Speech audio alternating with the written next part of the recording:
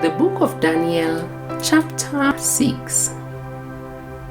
It pleased Darius to appoint 120 satraps to rule throughout the kingdom, with 3 administrators over there, one of whom was Daniel. The satraps were made accountable to them so that the king might not suffer loss. Now Daniel so distinguished himself among the administrators and the satraps by his exceptional qualities that the king planned to set him over the whole kingdom. At this, the administrators and the satraps tried to find grounds for charges against Daniel in his conduct of government affairs, but they were unable to do so. They could find no corruption in him because he was trustworthy and neither corrupt nor negligent. Finally, this man said, "We will never find any basis for charges against this man Daniel, unless it has something to do with the law of his God." So these administrators and satraps went as a group to the king and said, "May King Darius live forever. The royal administrators, prefects, satraps, advisors, and governors have all agreed that the king should issue an edict and enforce the decree that anyone who prays to any god or human being during the next 30 days, except to you, your majesty, shall be thrown into the lion's den. Now, your majesty, issue the decree and put it in writing so that it cannot be altered, in accordance with the law of the Medes and Persians, which cannot be repealed." So King Darius put the decree in writing. Now when Daniel learned that the decree had been published, he went home to his upstairs room, where the windows opened toward Jerusalem. 3 times a day he got down on his knees and prayed, giving thanks to his God, just as he had done before. Then these men went as a group and found Daniel praying and asking God for help. So they went to the king and spoke to him about his royal decree. "Did you not publish a decree that during the next 30 days, anyone who prays to any god or human being except to you, your majesty, would be thrown into the lion's den? The king answered, the decree stands in accordance with the law of the Medes and Persians, which cannot be repealed. Then they said to the king, Daniel, who is one of the exiles from Judah, pays no attention to you, your majesty, or to the decree you put in writing.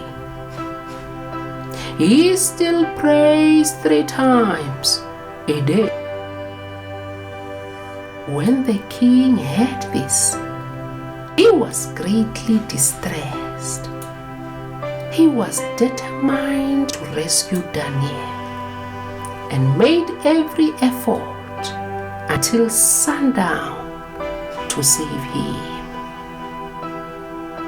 Then the men went as a group to King Darius and said to him, Remember, your majesty, that according to the law of the Medes and Persians, no decree or edict that the king issues can be changed. So the king gave the order, and they brought Daniel and threw him into the lion's den. The king said to Daniel, May your God, whom you serve continually, rescue you. A stone was brought and placed over the mouth of the den, and the king sealed it with his own signet ring and with the rings of his nobles, so that Daniel's situation might not be changed. Then the king returned to his palace and spent the night without eating and without any entertainment being brought to him, and he could not sleep. At the first light of dawn, the king got up and hurried to the lion's den. When he came near the den, he called to Daniel in an anguished voice, Daniel, servant of the living God, has your God, whom you serve continually, been able to rescue you from the lions? Daniel answered, May the king live forever. My God sent his angel, and he shut the mouths of the lions. They have not hurt me, because I was found innocent in his sight, nor have I ever done any wrong before you, your majesty. The king was overjoyed and gave orders to lift Daniel out of the den. And when Daniel was lifted from the den, no wound was found on him, because he had trusted in his God. At the king's command, the men who had falsely accused Daniel were brought in and thrown into the lion's den, along with their wives and children. And before they reached the floor of the den, the lions overpowered them and crushed all their bones. Then King Darius wrote to all the nations and peoples of every language in all the earth, "May you prosper greatly.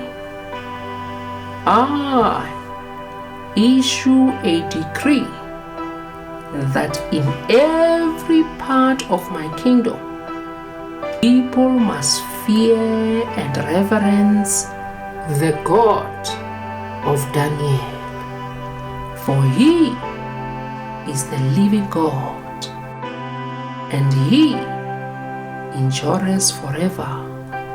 His kingdom will not be destroyed. His dominion will never end. He rescues and he saves. He performs signs and wonders in the heavens and on the earth. He has rescued Daniel from the power of the lions. So Daniel prospered during the reign of Darius and the reign of Cyrus the Persian.